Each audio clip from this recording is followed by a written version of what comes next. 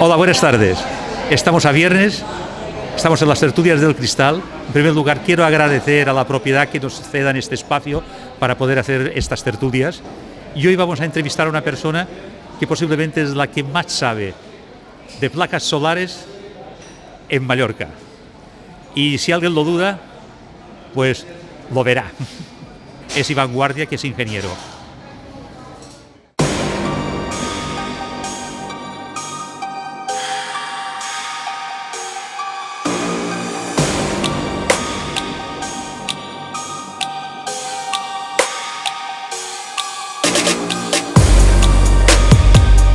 Gracias, Diego, buenas tardes. Gracias al Bar Cristal por cedernos el espacio para hacer la tertulia. Y bueno, no sé si soy la persona que más sabe, soy la persona que ha estado trabajando en una empresa de energías renovables en los últimos tiempos y os puedo asesorar en ese sentido. Y porque mi trabajo era principalmente hacer proyectos de ingeniería de instalaciones fotovoltaicas. Entonces, primeramente quería introducir unos cuantos conceptos sobre placas solares que nos conviene saber. Y luego pasaremos a una segunda fase en que entraremos más en la parte más crítica sobre la rentabilidad de una instalación fotovoltaica para acabar con preguntas y dudas que pueda haber al respecto. Entonces, como bien sabéis, las instalaciones fotovoltaicas con placas solares, al fin y al cabo, son instalaciones que queremos aprovechar la energía solar, una energía renovable, para producir electricidad.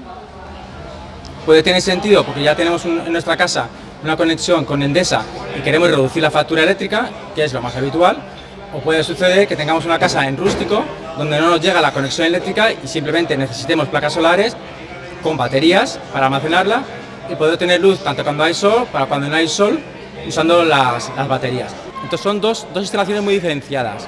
La conectada a red, que podemos tener una vivienda unifamiliar en Palma, por ejemplo, a una aislada, que es la que podríamos tener en una casa rústica en cualquier lado de Mallorca o una zona donde no hay acceso a la electricidad.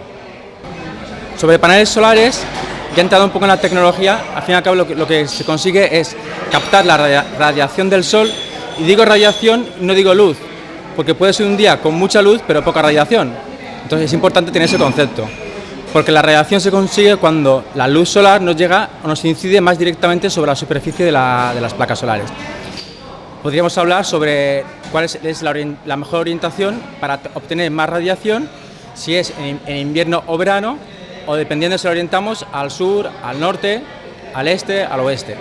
Está claro que, para simplificar, cuanta más luz le dé y más tiempo, pues más energía vamos a producir y por lo tanto más lo podremos aprovechar. Bueno, cuando la energía solar nos llega a las placas, la placa en sí genera una electricidad que no es directamente aprovechable por nosotros. Hay que poner una serie de dispositivos, que son los inversores o microinversores, que nos convierten esa energía solar producida por las placas en energía alterna, que es la que usamos en casa. Esos inversores la convierten y estabilizan la corriente.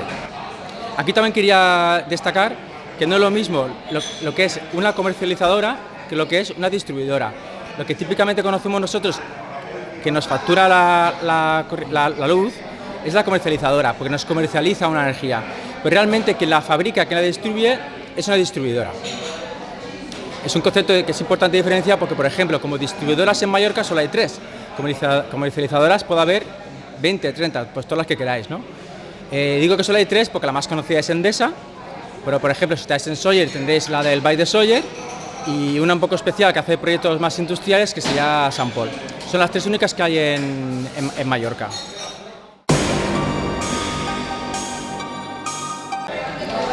Ya entrando un poquito más en materia, quería hablar de la factura de luz, que creo que es un tema que ya nos va encaminando a lo que realmente todos os estaréis preguntando, que es si es rentable o no es rentable poner placas solares en mi casa.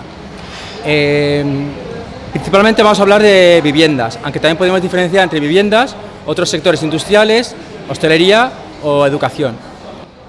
Cambia bastante porque los hábitos de consumo y las necesidades energéticas no son las mismas, nada más ni de cerca.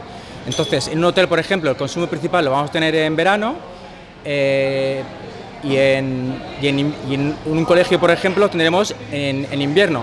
en cuanto a la generación no es la misma en verano que en invierno. Hay que cambiar mucho el tipo de instalación. Pero nos vamos a centrar en viviendas. La factura de luz. La factura de luz es casi un jeroglífico, no hay quien la entienda. Y dependiendo qué comercializadora tengas, pues cambia de una para otra.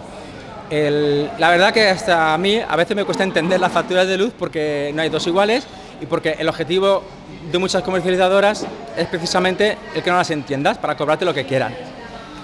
Igualmente hay cosas comunes o deberían ser comunes en todas las facturas, que son, hay una parte que es la que todos entendemos que es el consumo, que se mide en kilovatios hora, pues lo que consumes a tantos euros el kilovatio hora, pues va a ser una cantidad.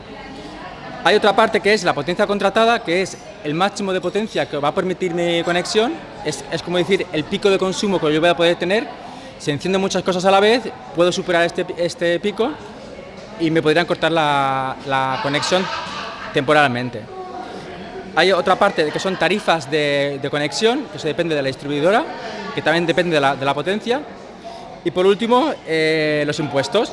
Impuestos, pues, entre otros, el IVA.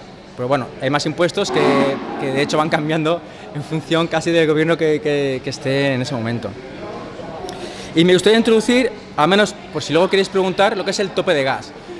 El por qué, aunque no tengamos gas, estamos pagando los excesos en la factura eléctrica del tope de gas que se estableció por el gobierno para compensar la subida de los precios con la crisis que hubo del gas. Eso al fin y al cabo estamos pagando entre todos.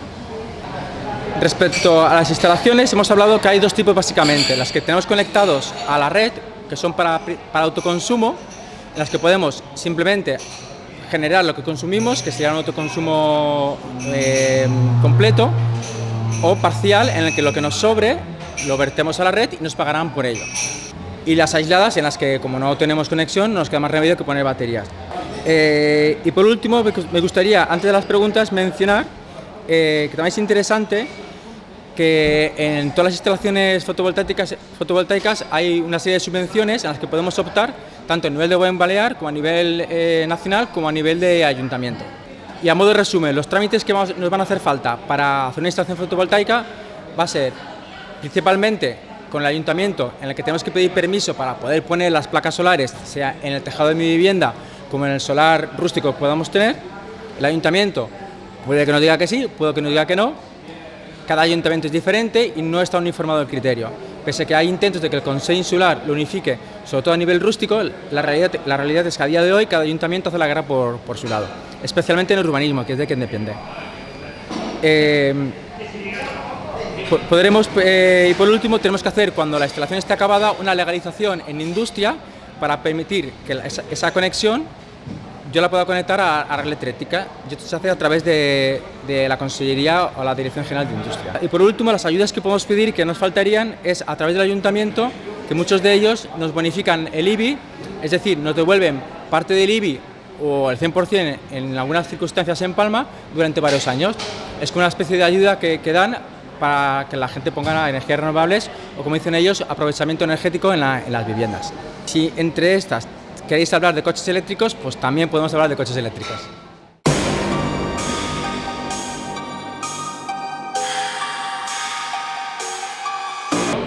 Hola, buenas tardes, Iván. Respecto al sector de la vivienda, que como has explicado creo que es bastante interesante todo lo que has desarrollado en tu profesión, en el tema de las comunidades de vecinos, que tengo entendido que últimamente se van agrupando para el tema de poner placas fotovoltaicas y rentabilizar el consumo del edificio, ¿nos puedes comentar algo acerca de su rentabilidad, por favor? Gracias.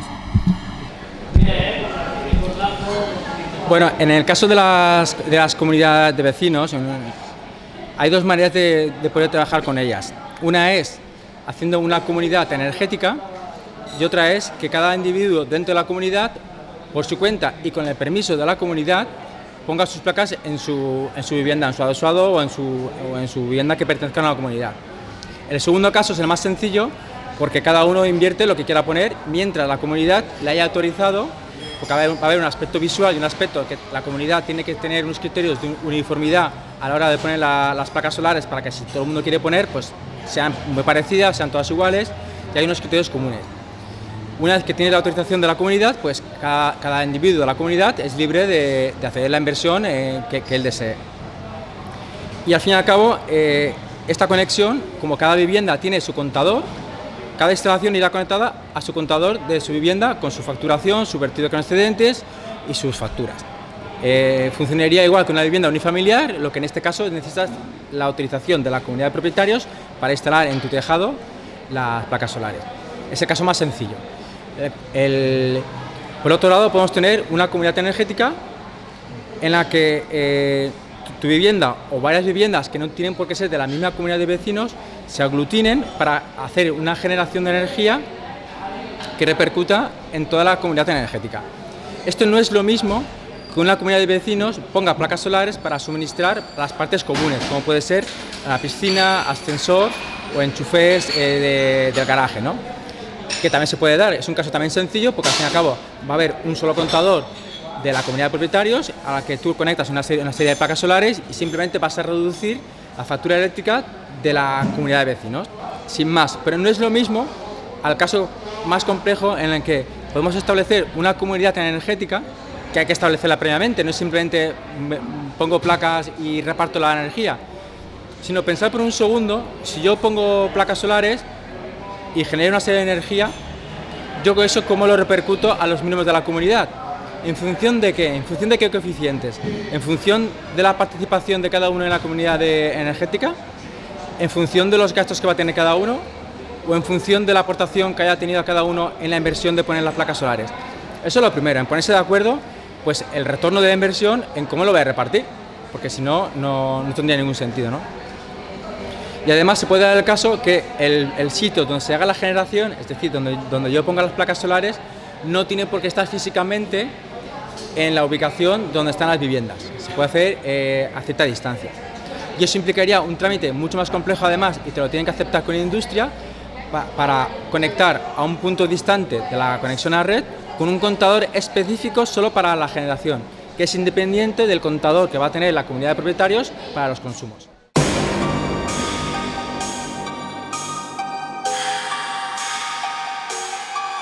Hola, buenas tardes. Quería saber si los coches eléctricos se podían cargar también por placas solares. Muy bien, gracias, Chisca. Pues sí, efectivamente se pueden cargar con placas solares. De hecho, es algo que siempre te viene a la mente, ¿no? Si tengo un coche eléctrico y me cuesta cargar el coche eléctrico porque estoy pagando a Endesa, pues si pongo placas solares tendría sentido ahorrarme la carga eléctrica. Sí, pero no. Es decir, la respuesta inmediata es un sí, porque cuanto más pueda coger del sol, menos voy a consumir de la red eléctrica para cargar el coche eléctrico. Pero hay que tener aquí varios factores importantes.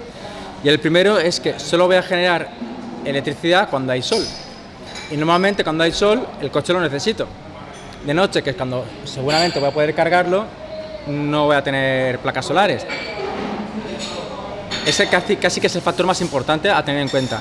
Puedes pensar, bueno, pongo baterías, durante el día si tengo el coche, bien, lo cargo con el sol, que se podría sin ningún problema, y cuando no está el coche, cargo las baterías y de noche cargo el coche con baterías que he puesto a posta para cargar el coche. Esto en realidad es muy ineficiente y es un poco, dicho fácilmente, es un poco perder el tiempo, ¿no?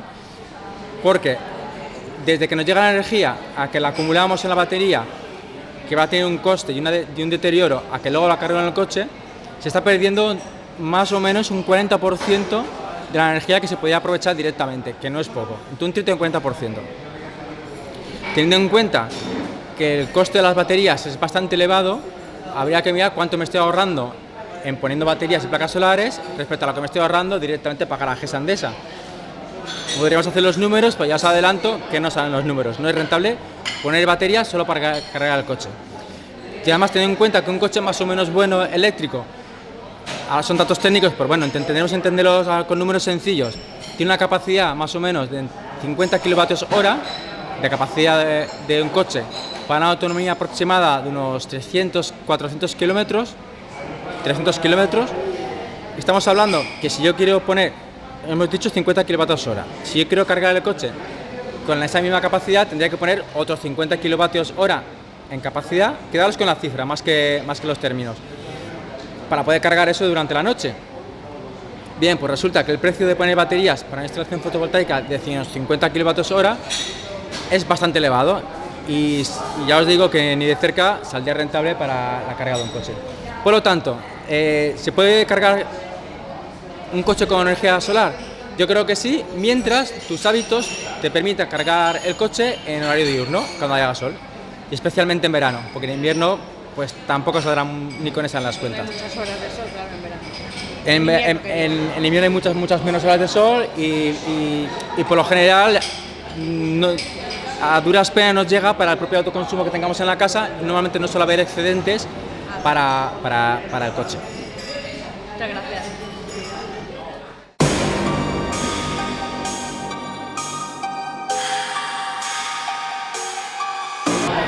Buenas, Iván. Bueno, voy a hacer la primera pregunta, luego a lo mejor te hago más, pero bueno, una que el otro día me surgió hablando con un amigo que está en su casa, que había puesto placas solares, y bueno, hablábamos del mejor época del año para recibir electricidad, ¿no? Y él me decía que, claro, hay que tener en cuenta que si hace mucho calor, la circuitería también es afectada. Con lo que no hay una pérdida también por el deterioro, por el sufrimiento que tiene en ese momento la circuitería, ¿no? A ver si me puedes aclarar un poco esta parte, si es verdad o no, o estábamos confundidos. Ya sabía que Chema haría preguntas más técnicas.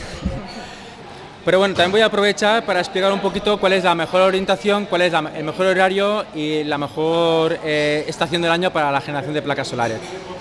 Es cierto que las placas solares a mayor temperatura rinden menos. Entonces, en verano se calientan mucho más, por lo tanto baja su rendimiento, pero por contra tenemos muchas más horas de luz, por lo tanto lo que perdemos por exceso de temperatura en verano de largo lo ganamos por horas de sol. Entonces, a ese respecto la respuesta es si en verano es mejor o peor. Por temperatura no es, porque tenemos mucho más horas de sol. Hay otros factores que influyen también en la producción de las placas, porque me he encontrado con clientes que me dicen, oye, si mi sistema tiene 7 kilovatios de generación, ¿por qué solo me produce 6 como máximo? Porque hay factores que influyen. Uno es la temperatura. En invierno hará más frío, pero habrá menos horas de sol. ¿Qué puede suceder? Que en invierno puede suceder que tengamos picos de producción más elevados, pero solamente será un pico. En términos de energía, como energía acumulada, siempre será menos porque hay menos horas de sol y porque hay otra cosa que es importante, que es el ángulo de incidencia del sol con las placas solares. En invierno el sol está mucho más bajo, por lo tanto, por lo general, la incidencia será menor. La incidencia del sol, porque como comenté al principio, lo importante no es que le dé luz a las placas, lo importante es la radiación que es capaz de captar, y eso va directamente relacionada con la incidencia del sol, que lo determinan dos factores, que es la inclinación respecto a la altura del sol y la orientación respecto al sur geográfico. El sol en su punto más alto está mirando al sur, por lo tanto, el momento de más producción será a las 12 del mediodía solar, que no son las 12 reales porque es el solar. Ten en cuenta que tenemos hora de verano y estamos en +1 en GMT +1, pues en verano sería como 2 horas de diferencia. Pero claro, yo puedo pensar, bueno, pues voy a hacer un sistema que me permita que la orientación de las placas solares siempre esté lo mejor posible orientada al sol. Son sistemas móviles, pero al fin y al cabo que requieren una instalación compleja y que no suele salir a cuenta. Por lo tanto, y resumiendo, lo que se suele hacer, y por mucho que se le dé muchas vueltas, por mucho que se intente mejorar, la extracción más sencilla posible y en la que más se va a aprovechar, va a ser siempre orientando las placas al sur y con 30 grados de orientación. Dicho así rápidamente y sin entrar en más detalles técnicos, es por lo general, sin entrar en detalles, lo mejor, y salirse de allí se puede estudiar, pero salirse de ahí pues habría que estudiar cada caso. Por ejemplo, ya para acabar este apartado, si mis consumos son principalmente por la mañana, el sol sale por el este, pues a lo mejor me interesa orientar un poquito más hacia el este las placas. Si mis hábitos de consumo son principalmente por la tarde, a lo mejor me interesa poner un poco la orientación hacia el oeste, porque es cuando voy a generar más y cuando voy a tener más consumo. Y esto es importante, por ejemplo, en hoteles o en colegios en el que sí que en invierno y verano hay mucha diferencia y hay más consumo o por las mañanas o por las tardes. Y bueno, esto respecto a la productividad de las placas.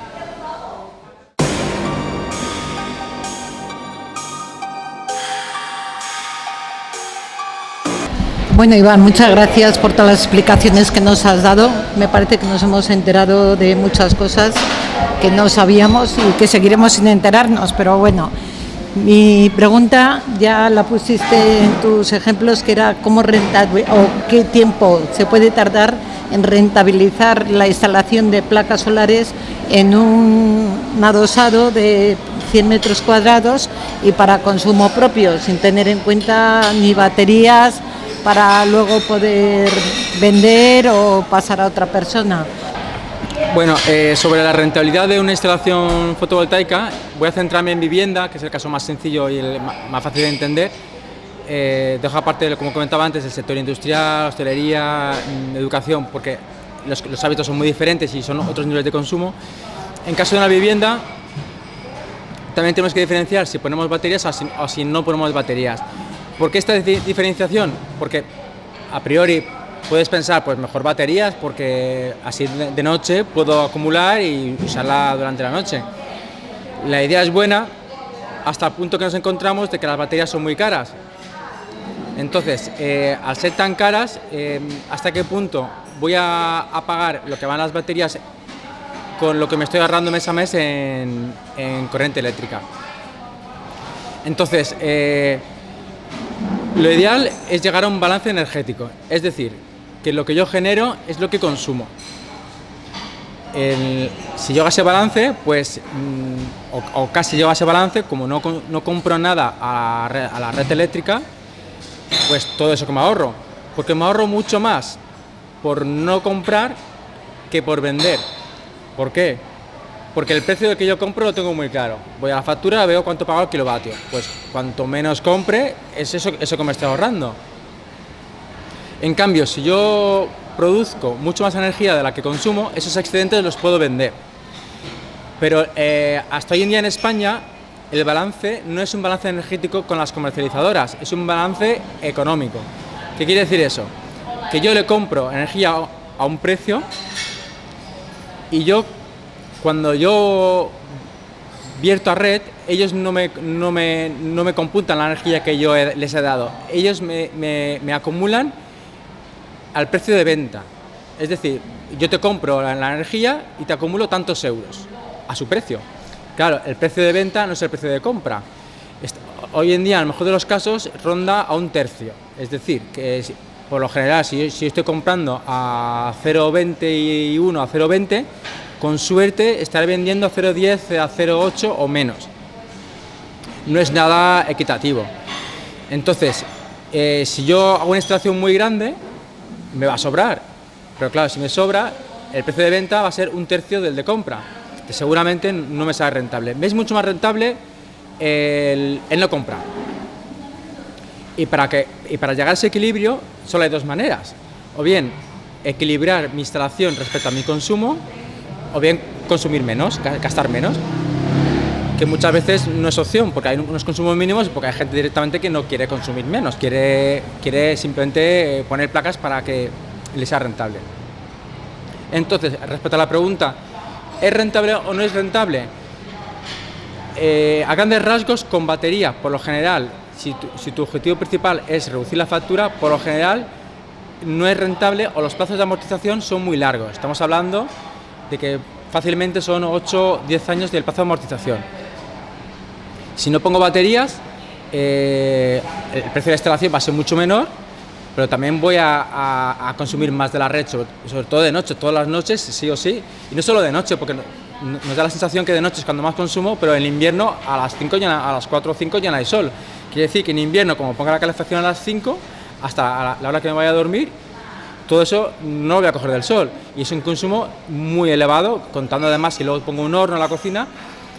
Quiere decir que más o menos un cómputo anual sin baterías realmente solo se va a aprovechar un 30% de lo que estoy consumiendo.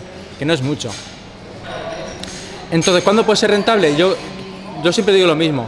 Va a ser rentable en caso de una vivienda cuando yo tengo una instalación que tengo muy bien ajustado lo que he puesto en generación, es decir, lo que he puesto en placas con lo que estoy consumiendo.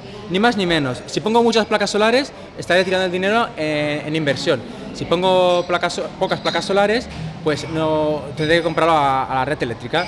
Si yo consigo una media de lo que yo genero es lo que yo consumo, en esos términos y sin baterías, sí que puede llegar a ser rentable y por lo general, y sin contar las subvenciones, no menos de 3-5 años de amortización a los precios actuales en los que nos movemos. Es verdad que el día de mañana puede que suba el precio de la luz, entonces pues, antes lo amortizaremos, o incluso puede darse el caso de que nos corten la luz porque consideren que hay otros sectores más prioritarios, algo que puede pasar. De hecho, hace unos meses hubo un Real Decreto en el que habilitaba al Estado a su decisión a poder cortar ciertos sectores domésticos, a poder cortarles para poder suministrar en caso de necesidad a otros sitios que haga más falta. ¿Cómo ves tú el futuro de la energía solar, según tu perspectiva? A ver, es una pregunta muy abierta, muy amplia, ¿no? El futuro de la energía solar, ¿no?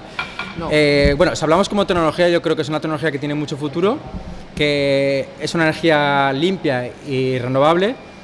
Lo que sucede, y desgraciadamente suele suceder en España, es que el trato y el uso que se le está dando no es el más adecuado. Entonces, como tecnología renovable de futuro, yo creo que sí que tiene mucho futuro. Lo que pasa es que el uso que le estamos dando o el tratamiento que le estamos dando a lo mejor no es el más correcto que se podía tener.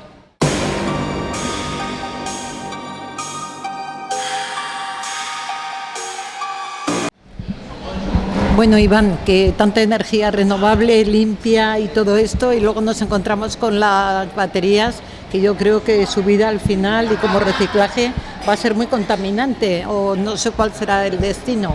A ver qué nos puedes decir.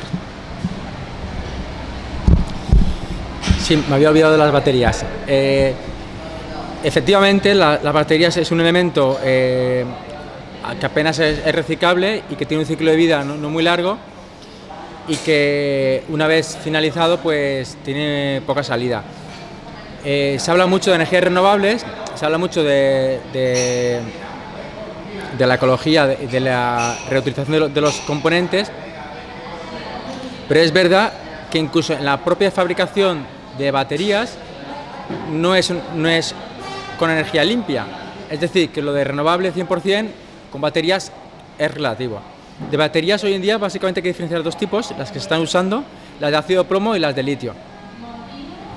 Cada una tiene sus particularidades, aunque sí que es verdad que la más eficiente y la que más nos va a durar es la de litio, que igualmente tiene un ciclo de vida no inferior a 10 años. En cuanto a unas de ácido plomo, que es bastante menos porque permite muchos menos ciclos de recarga, y que terminado ese ciclo de vida, tanto de baterías para las instalaciones fotovoltaicas como por ejemplo las baterías de los coches eléctricos, que yo creo que casi que es peor. ¿Por qué? Porque hay muchos más coches eléctricos y porque las baterías de los coches eléctricos son mucho más grandes, aunque no lo parezca, de las baterías que estamos poniendo para las viviendas. Entonces es un problema que no se está hablando, pero es un problema que habrá de futuro y que de momento no hay solución.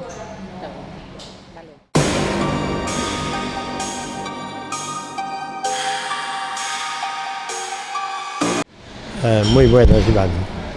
Todo lo que he escuchado para mí parece perfecto, parece un jardín lleno de flores, que aquí no hay problemas, que todo irá bien, que vamos a ahorrar un dineral.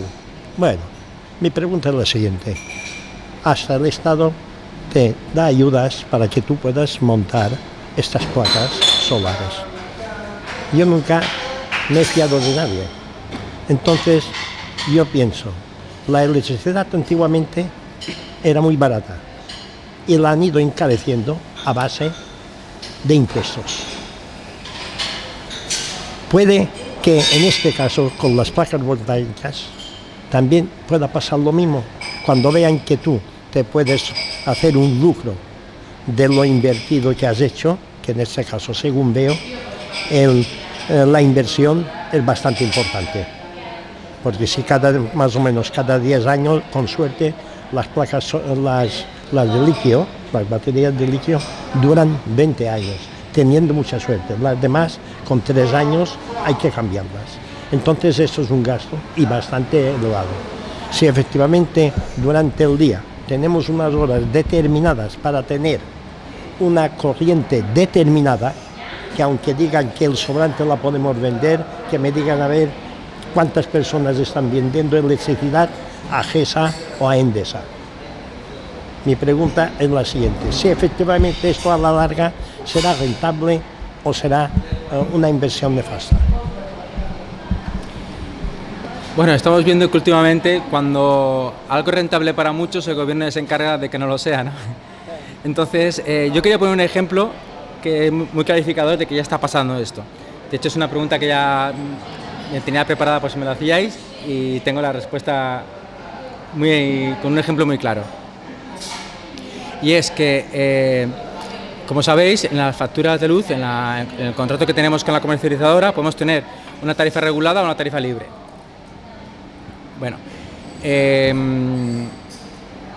si tú tienes una tarifa regulada, el Estado establece los precios de la energía, tanto los que compras como los que vendes. Es decir, si yo tengo placas y vierto a red, el precio que yo vendo la energía está establecida en función de unos baremos que tiene el Estado, que va en función de la necesidad energética que tenga el Estado en ese momento y en función de los consumos, pues si le sale rentable o no, pues tiene unos precios. Si, por ejemplo, es una época como ahora, que hay viento y hay sol, se produce mucha energía y como ahora por lo general no se usan las calefacciones ni aire acondicionado, se consume poco. Por lo tanto, hay un excedente de energía y seguramente el precio bajará, el precio de compra bajará, pero el precio de venta también bajará mucho. ¿Y qué sucedió? Y pasó por primera vez la semana pasada. Sucedió que el precio de venta de la energía era negativo. Y pensaréis, ¿y eso cómo es? Pues es que yo, por vender energía, la que me sobre a Endesa, tenía que pagar. Entonces es algo un poco, no sé si es paradójico o contradictorio. Quiere decir que cuanto más gente esté poniendo placas y cuanto más autogeneración y autoconsumo haya, pues se puede dar el caso, si tenemos la tarifa regulada, que eso también podríamos hablarlo, la regulada respecto a la libre, se puede dar el caso que incluso yo tengo que pagar para que se vea mi corriente que a mí me sobra. Y es algo que la tendencia va a ser esa.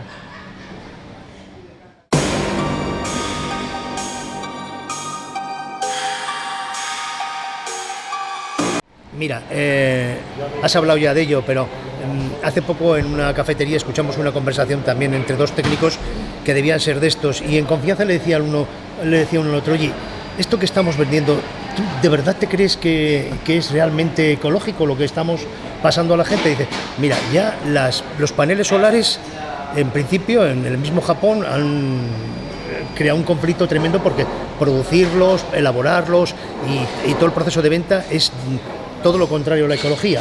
Si luego pasamos con que las baterías les pasa lo mismo y por último la dificultad que tiene el ciudadano para permiso de comunidad, dificultad de reparto, permisos del ayuntamiento, permiso de industria, aceptación o no de todo aquel sistema por los sistemas de las compañías eléctricas y por último que te pagan 2 duros por lo que tú puedas producir, esto ¿cómo se vende?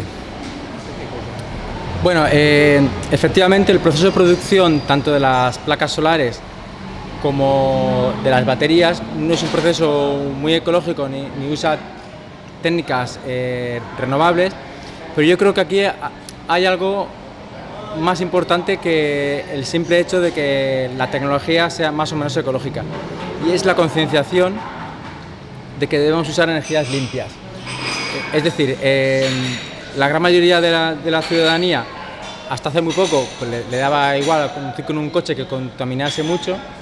Y ahora, para bien o para mal, parece que se está yendo a una concienciación de energías limpias y renovables.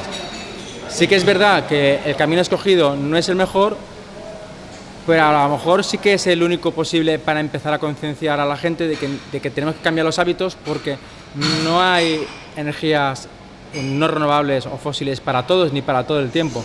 por algo tenemos que empezar. Un coche eléctrico, por ejemplo, yo creo que es una tecnología que aún tiene sus inconvenientes de sostenibilidad, pero sí que es verdad que la concienciación ya la estamos teniendo y que muchas personas se compran coche eléctrico por el simple hecho de que es un coche limpio, que luego indaga si no es tan limpio en su producción y en sus residuos, pero al menos sí que hay una concienciación que yo creo que es el primer paso que tenemos que dar para que con el tiempo se consigan tecnologías mucho más limpias en su producción. Bueno, espero que os haya gustado la charla, que haya resuelto vuestras dudas. Igualmente, si tenéis alguna más, pues aún podéis hacerla offline. Y bueno, si estáis pensando si queréis poner placas solares o no, pese a todo, yo creo que hoy por hoy es una buena inversión, más que por la parte económica, por el lado ecológico y verde en el que tenemos que entre todos mirar y seguir adelante.